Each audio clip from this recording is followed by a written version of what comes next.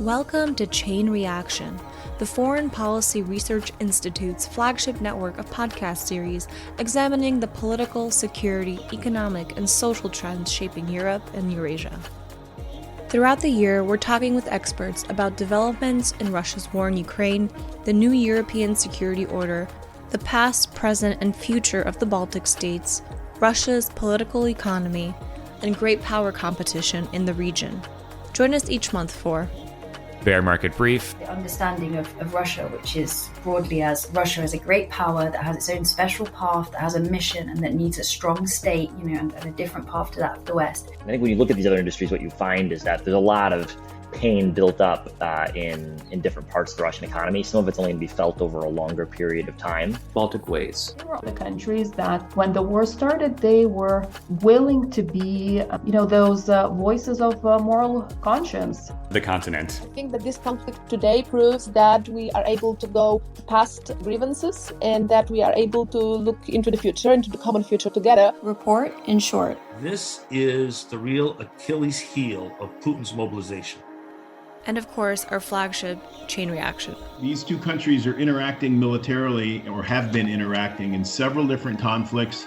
And in some cases, they're on the same side, and in some cases, they're not. New episodes are available each week on Apple Podcasts, Spotify, or wherever you get your podcasts.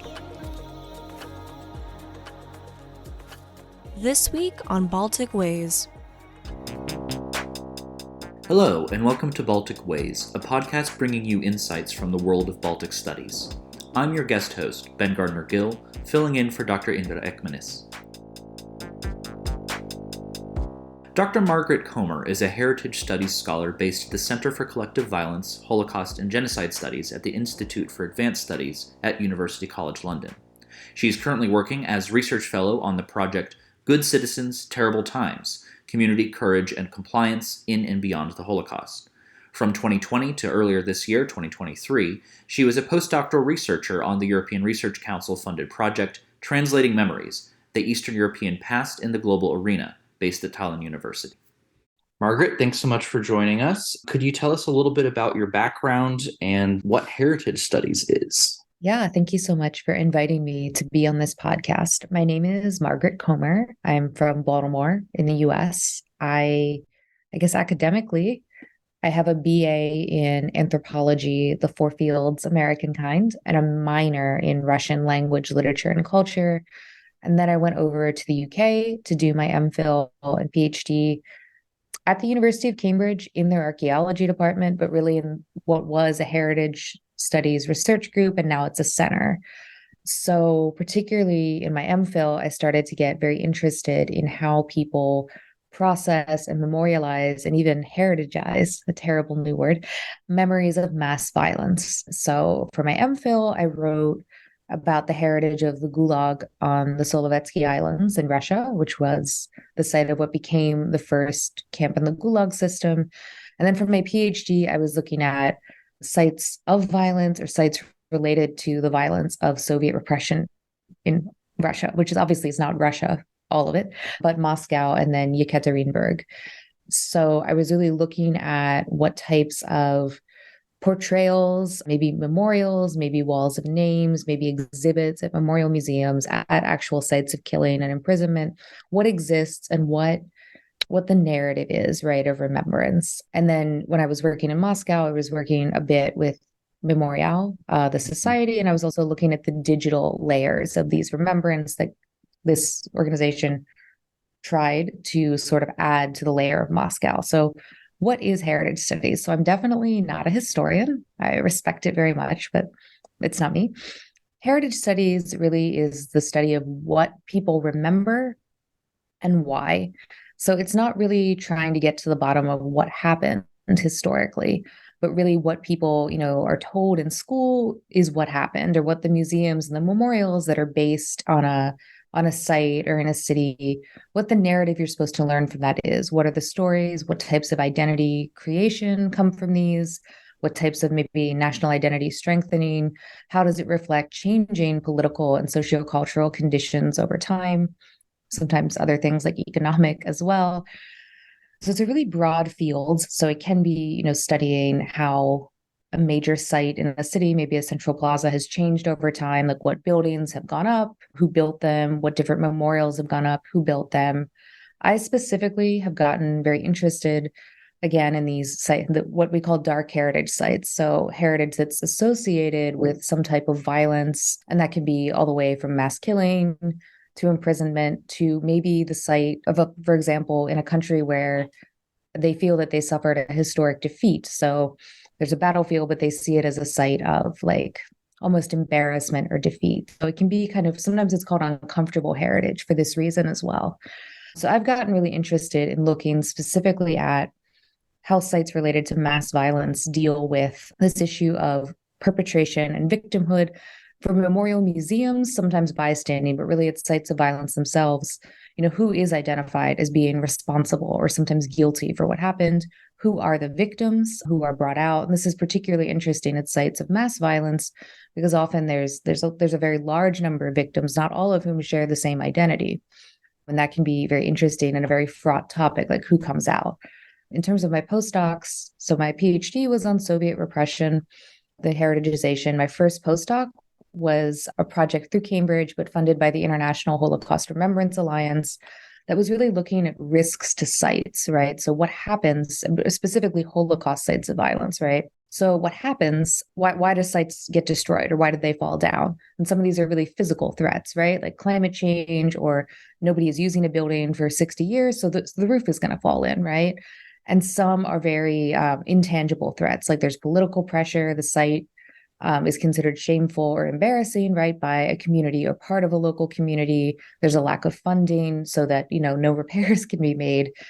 And in my most recent postdoc at Tallinn University, and the one I'm just have been starting the last couple months, it's a confusing time, at University College London, I have been looking at situations, geographic areas where there are both sites of violence, right? Like sites that are related to Soviet repression, sites that are related to Holocaust repression, the violence for both of them. And sometimes these are the same place. So then you have the challenge of looking at maybe these things are interpreted differently. Maybe one gets more attention than another.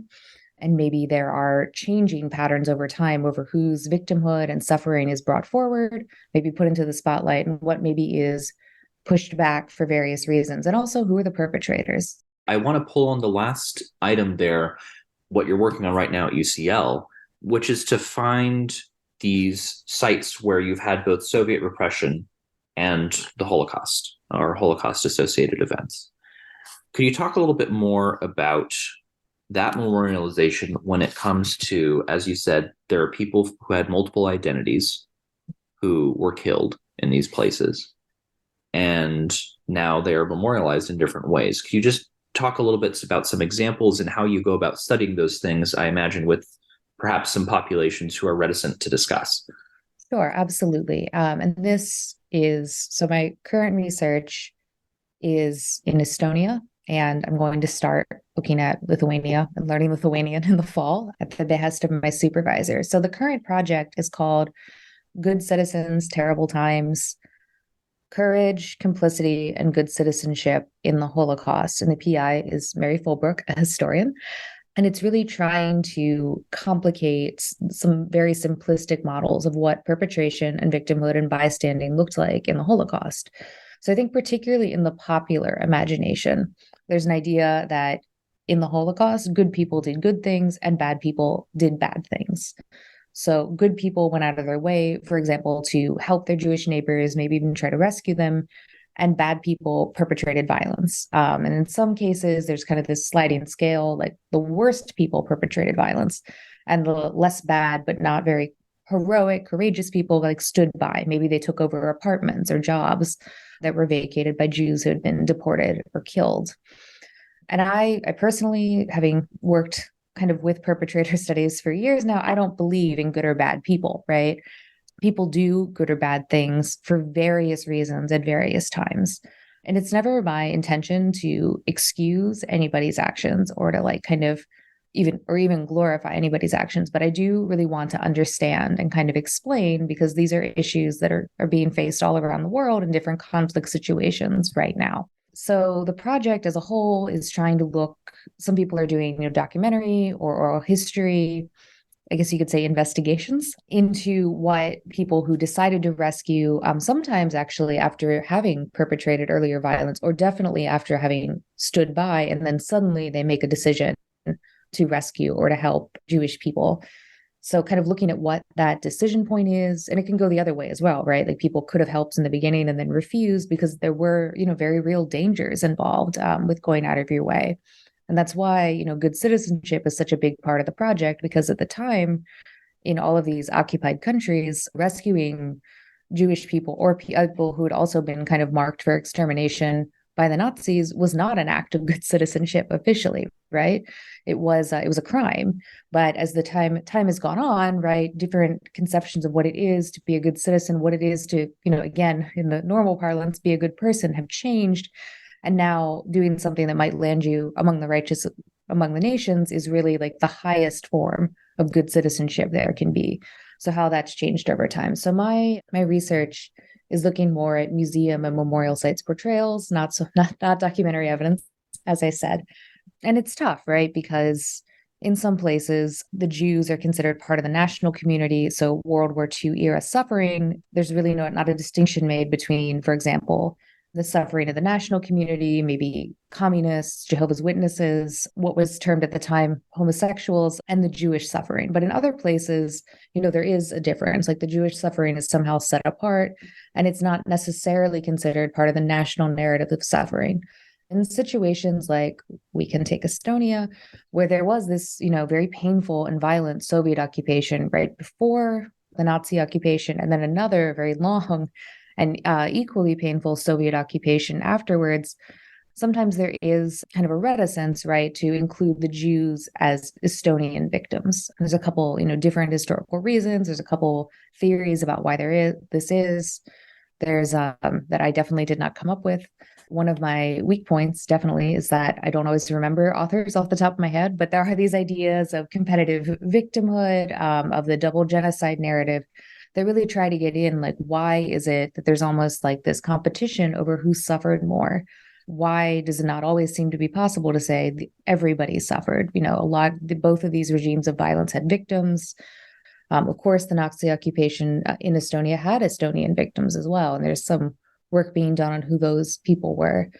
So it's, from a heritage studies point of view, this is what's very interesting, right? Like, how do these opinions and how do these narratives change over time? Mm-hmm. In terms of my methods, I guess you could say, so heritage studies, as it is very interdisciplinary, and in fact, in most places doesn't exist as its own discipline, right? If you go to conferences, you have people from anthropology and sociology, geography, archaeology, like me, area studies for sure, from all over the world, because unfortunately, people have done bad things on a mass scale in every part of the globe. And yeah, sometimes historians as well. So you can really choose almost any set of like social science methods as long as you can explain like why you're using them, why they're relevant, and kind of defend your choice. So lots and lots of people, particularly if they want to look at like contemporary attitudes towards a site or a museum narrative, they like to do surveys, maybe of visitors. They like to do interviews, often of visitors, often of maybe curators or site managers or other stakeholders.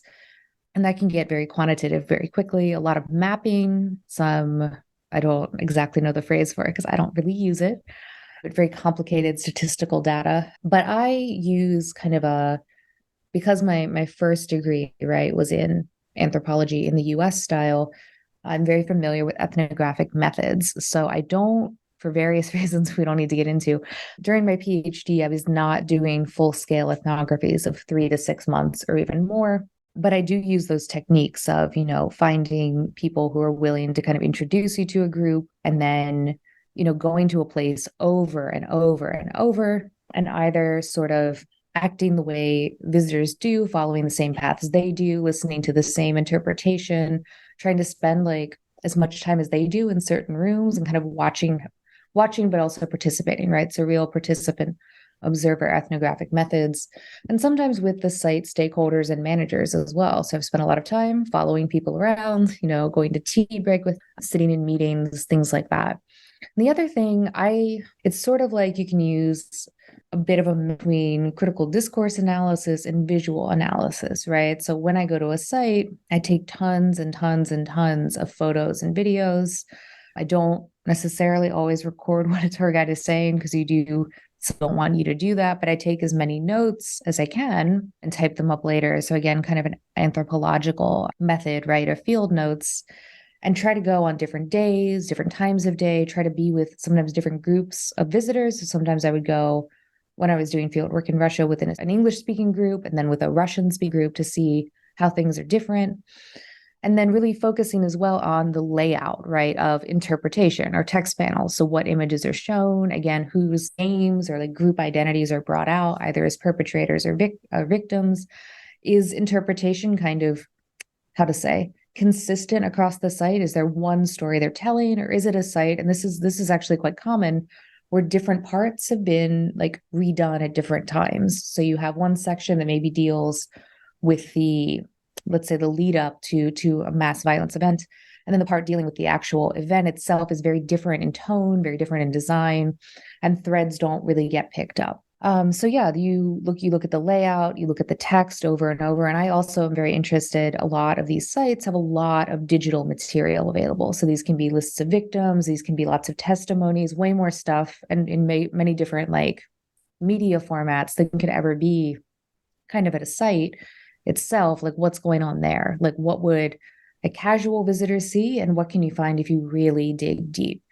So I actually have a publication about the research methods I used in my dissertation, but this is actually a real topic of discussion in heritage studies, broadly defined. Like what are the methods and how can we explain them to people in other disciplines that have much more, shall we say, a much longer tradition of using, kind of these set methods that are considered sound and maybe some that are unsound. So the trials, I guess, of interdisciplinarity, but I think it's worth it. Yeah. I mean, that's one of the things that shows up in Baltic studies a lot is these interdisciplinary interactions where you have people trying to understand and frequently succeeding and sometimes taking a longer time to succeed, how their colleagues working on the same subjects from different perspectives come at those conclusions.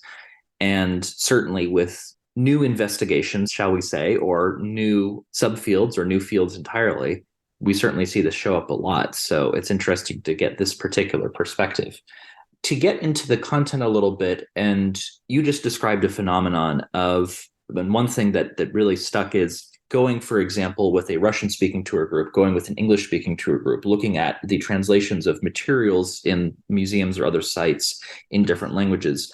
I've done this myself as well in my own work, and I find it very, very interesting to go ahead and do that.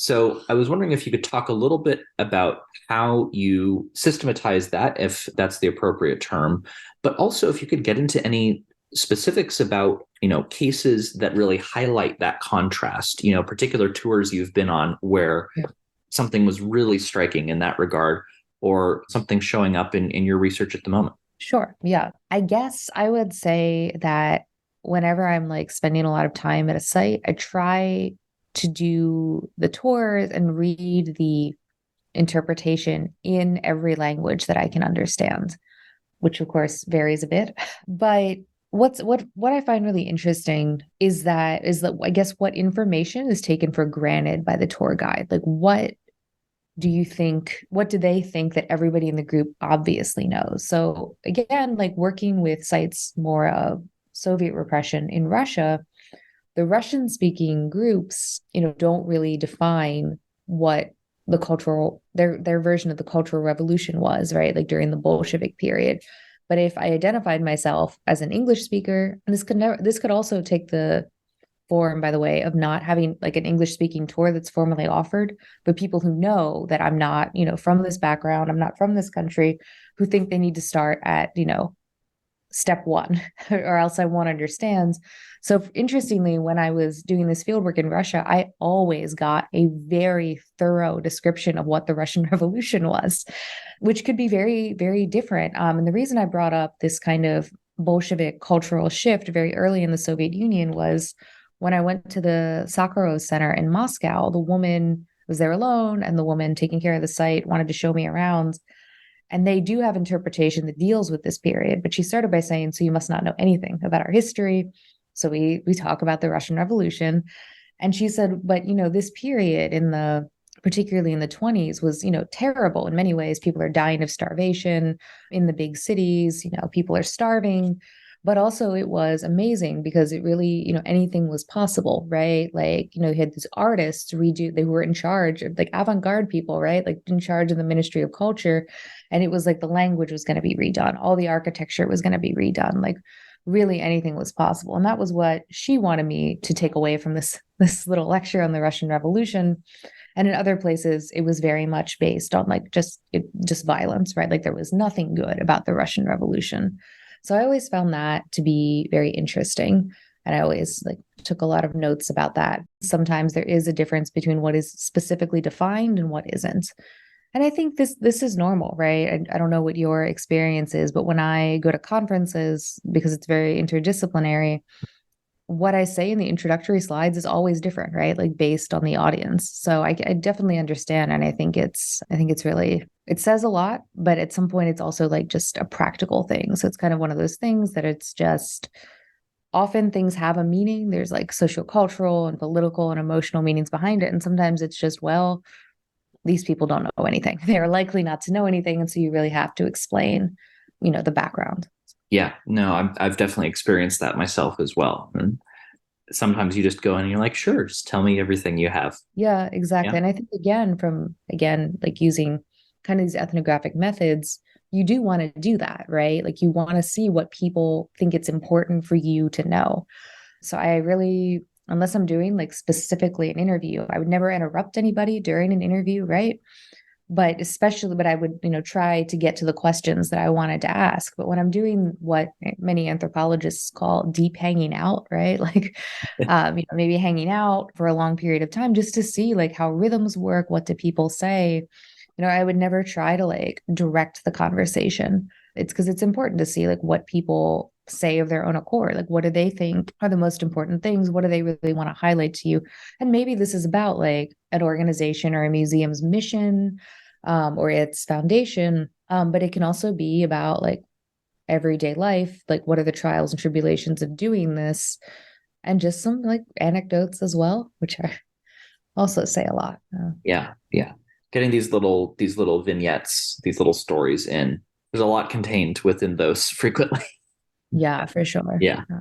To talk about your current research, what are you looking at within Estonia specifically, and where do you see this going in the next couple of years? So right now I am looking at the different memorial museums and also the memorials that are at sites, particularly with this new postdoc. It really has to be Holocaust suffering. But I'm also going to look at like regional or town museums in places that had a Jewish community to see what is there. If there's anything that talks even obliquely, right, about what happened to Jewish residents, what people in the town did during that period. And kind of, I guess, along the way, looking at the difference, between how that is portrayed and interpreted and how the Soviet period is portrayed and interpreted. So I'm glad you asked, a lot of my work and a lot of dark heritage work really does look for absences as well, right? Like a narrative that could be there, but is not. And if there's an idea, right, that all heritage is dissonant, which I think is Tunbridge and Ashworth, but I could have that wrong.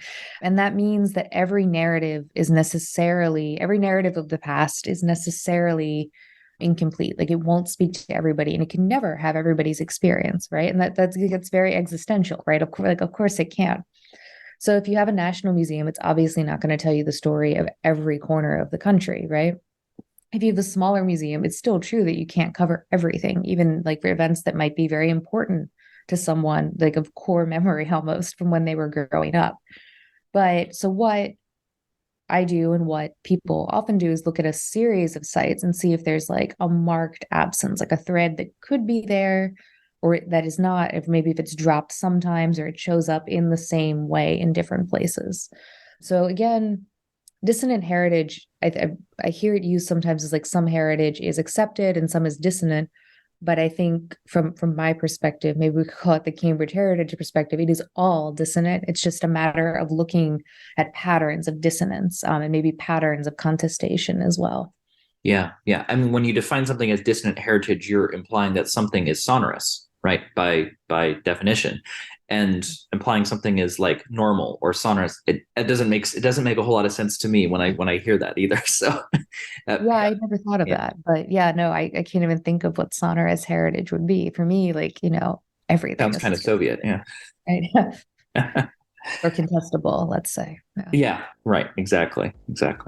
Well, Margaret, thank you so much for joining me and joining us on Baltic Ways. Really appreciated learning about heritage studies, about your work, and about where it's headed in the next couple of years. And best of luck. Thank you. It was really great to be here and chat to you.